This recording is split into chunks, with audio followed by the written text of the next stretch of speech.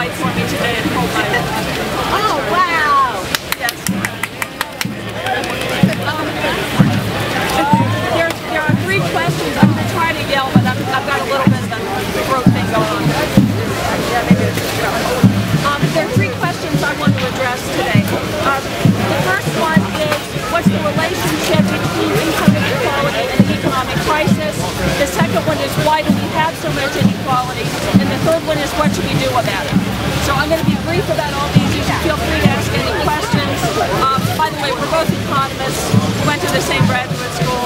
You can answer any questions you have about financial regulation or whatever, but I want to concentrate on these right now.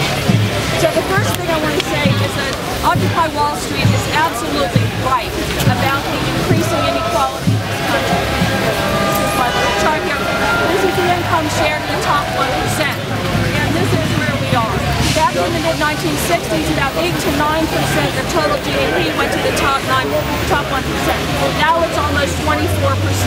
And you will notice another really interesting thing on this graph. The last time it was 24% was 1929. When you have that degree of income inequality, you have an unbalanced economy, and as Rini has talked about, it doesn't work. Even from their perspective, it doesn't work. Income inequality leads to economic crash. We saw it in 29, we saw it in 2008.